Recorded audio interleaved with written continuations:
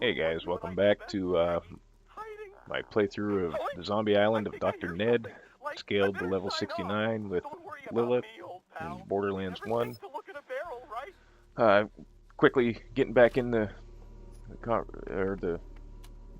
train of thought from the previous video about hopefully they don't write off Hyperion and eliminate Hyperion in the third game because of the death of Handsome Jack. I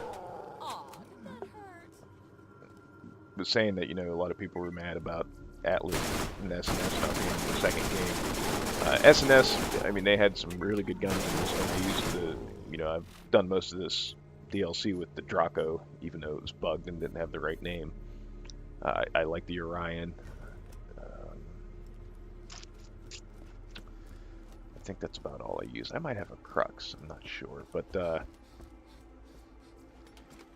in Atlas, I think I only used the Ogre and the Chimera. I might have a Cyclops, not 100% sure, but Hyperion has, the Bitch was an awesome SMG in both games. The Butcher was like an SMG shotgun that I used in both games. It was a little bit more burst fiery in this game. It wasn't so much as useful per se in this one as it was in 2. I liked it in 2 because it was basically just a spray and pray. It was almost like an Anarchy SMG just in shotgun form, I guess, if you got the right prefix and the right gun parts to it. But overall, in Borderlands 2, Hyperion had arguably the best shotguns in that game. They had the conference call, the interfacer,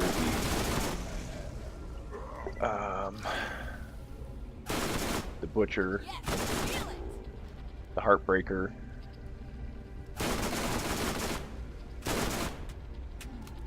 Even their purple shotguns, the quad barrel development, thinking wasn't a bad shotgun. Maybe it was a four-man's conference call.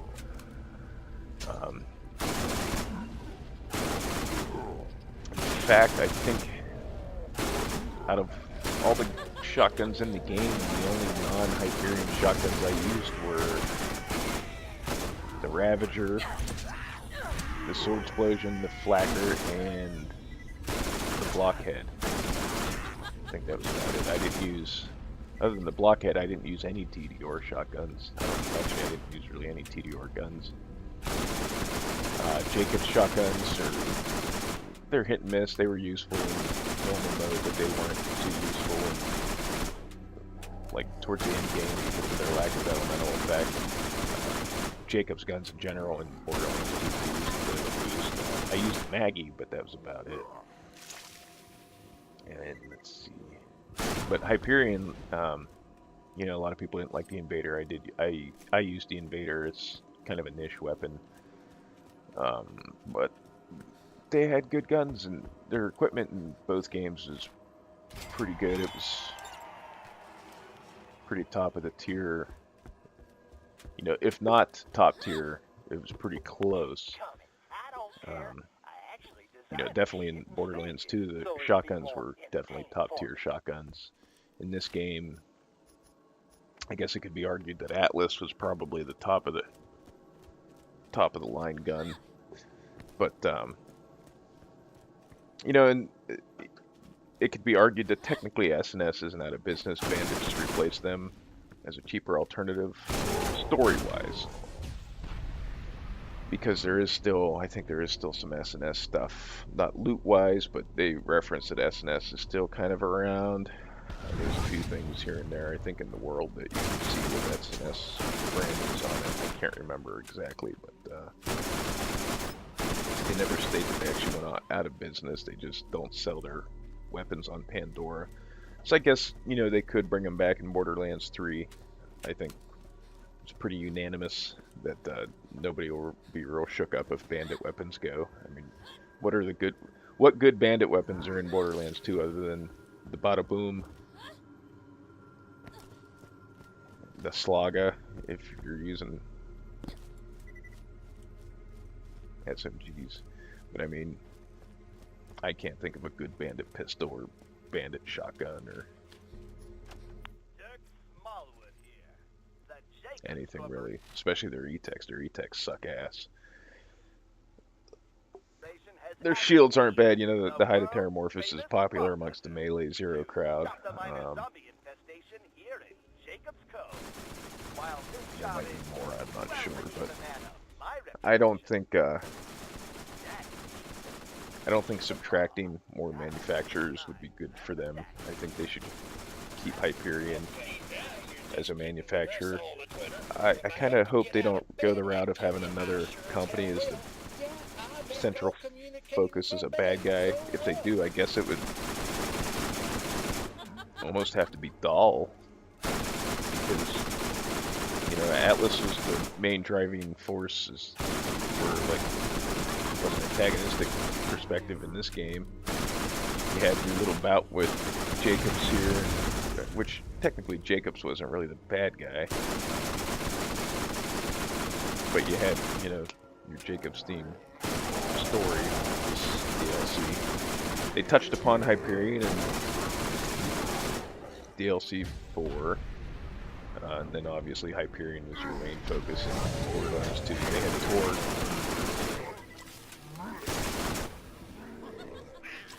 That's about it. But you have all these side quests that hint at, out of all the companies, the side quests kind of paint Dahl in the most unflattering light. Make them sound like truly evil bastards, because they left everybody on Pandora and essentially created the bandit clans by leaving all these criminals here. There was the whole thing with what they did to the Chrysalisks and the Caustic Caverns. A couple other things here and there. But they really haven't delved too deep into a story with them. I don't think there's not really much you could do with Maliwan, because they're not really that sinister. And there's really, excuse me, not really anybody left as far as gun manufacturers that you could focus a story around.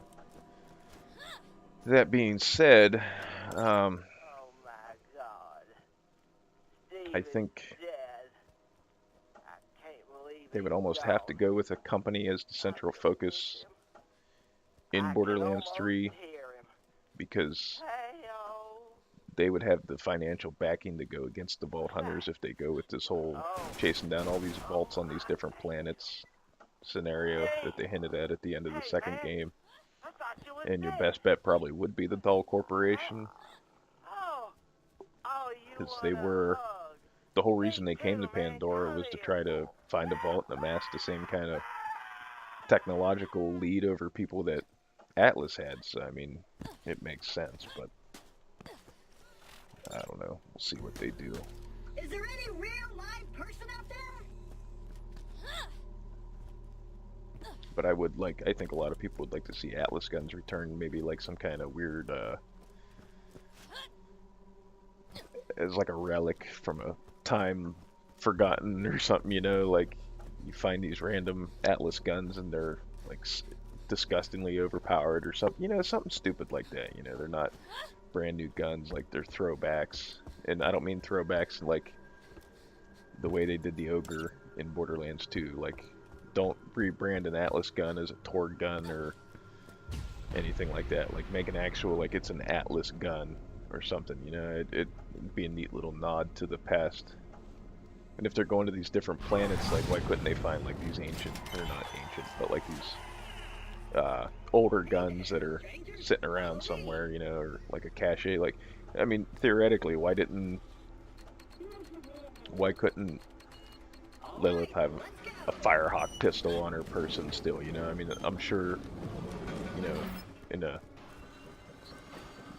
once Atlas and SNS went out of business, and like, Maliwan made shotguns in this game, and they didn't make shotguns in the second game, I'm sure Roland and all them didn't go, oh, well, let's toss our plagues and our pestilent defilers and all that, but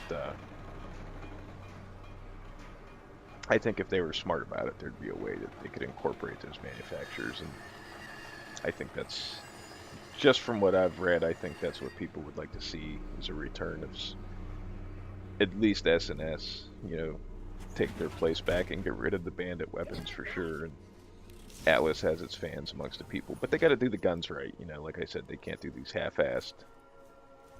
The Ogre is now a Torg spitter rifle or anything of that nature. Um, Granted, I mean, they got the Ogre right in the second game. That's one of the few guns they did get right that they brought back from this game. The Invader, I guess it's pretty much the same as the Invader in this game, other than the fact that the Invader sniper rifle in this game had the wrong name. Trying to think what else they brought back. The Striker didn't translate well from Borderlands 1 to Borderlands 2.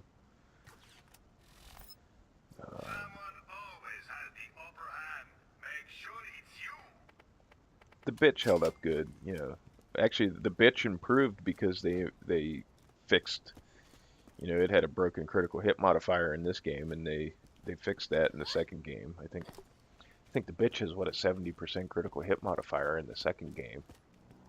I would like to see that whole reverse recoil mechanic go away, because that whole swaying of the gun, of the Hyperion guns when you first aim down the sights, that's a little bit annoying. I mean, I understand what they're trying to do. They're trying to make all the guns feel different, and they do feel different. You know, a Hyperion gun feels different than a Dahl gun, and a Dahl gun feels different than a Torg gun, and so on and so forth. The guns in this game don't feel that particularly different. They're just effective in different ways, but for the most part, outside of bullet behavior, you know, an Ogre feels like a Draco, which feels like a Serpens, which feels like a Glorious Massacre. You know, for the most part, there's not too much variation there.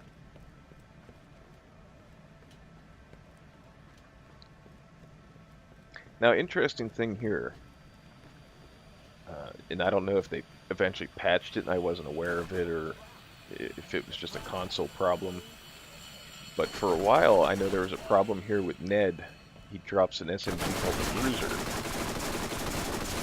and every time I picked it up in this game when I played this on console, the Bruiser would not stay in your inventory upon save and quit.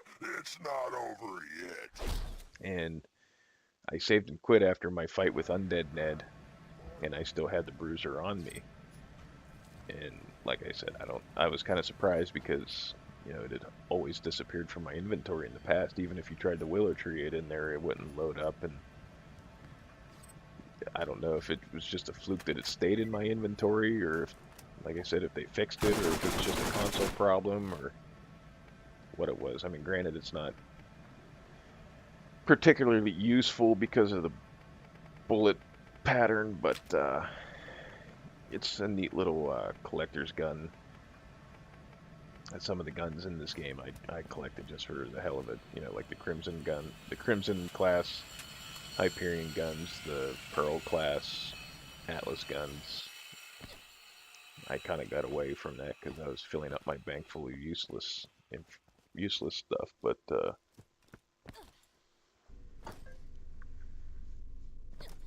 you know, some of the guns were neat to have just to have because they were kind of rare and collectors. I don't want to say like a collector's item, but neat little thing. Like,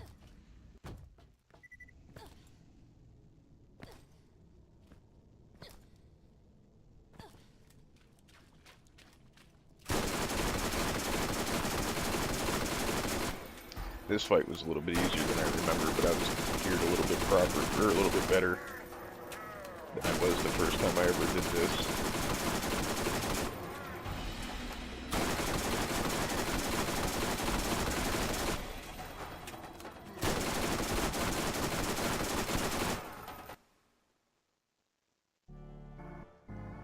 That's it. Well, that's it for the story. I'm going to let the credits roll here because, you know, a lot of people put in some hard work to make this, and I think that they should be recognized. But after the credits roll, we're going to do the Pumpkinhead mission, and then that will be it for our my run through the zombie island of Dr. Ned. You? That doesn't make any sense. What? You? bedtime, you little... Good night, dirty little orphan.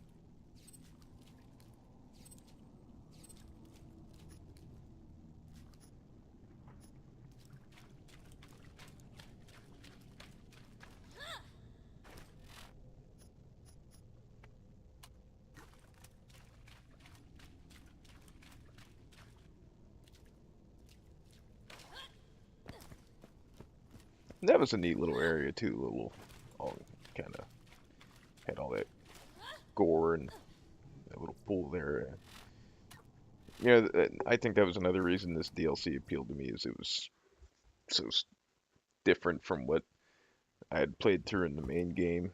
The main game had a lot of browns and dirt and dust, and you know, you had your trees and swamps and the color green, which you didn't have a lot of in the main game.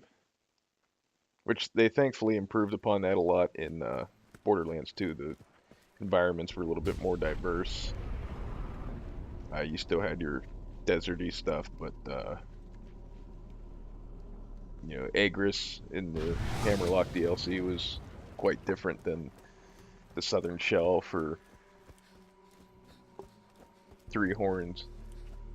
The environments in the Tiny Tina DLC were awesome.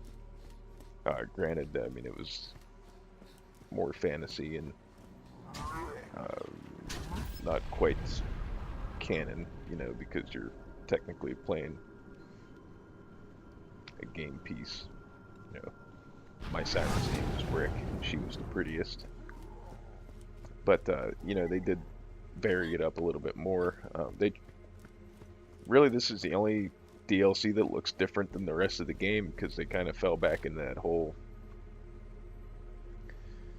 dusty, deserty thing with Nox's DLC, and then the Claptrap DLC was kind of more of the same, with the Hyperion Dump was just kind of like the Trash Coast, sort of, or bits and pieces of New Haven. Kind of didn't really, got stale after a while.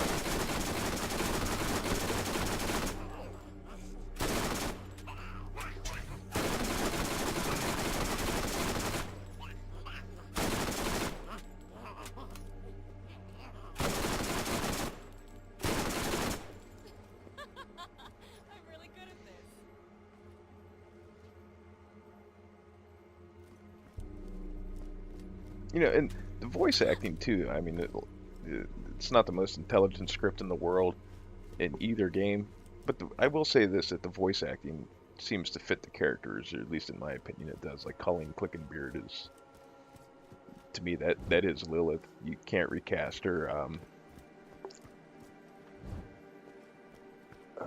Is it Cher Melee? Is Gage? The change to Mordecai was pretty striking. I know a lot of people weren't fond of it. I kind of on the middle of, I'm sitting on the fence on that. I don't particularly like or dislike any one voice actor more than the other as far as Mordecai goes. I didn't play him a whole lot in this game. I did a playthrough with him, but he wasn't my main. Maya's voice actor, who I can't think of her name at the moment, I thought was she did well. Brina Palencia as Moxie, and whoever did Ellie was good. She fit that character well. David Eddings. I know some people think Claptrap's kind of annoying, but I don't know. He doesn't bother me. I like Claptrap. There's been some talk that certain employees And then, you know, oh, elemental what's his name? Voiced Jack. Damien. Was it Damien Clark? Was the voice of Handsome Jack? I think. He did an exceptional job as Handsome Jack.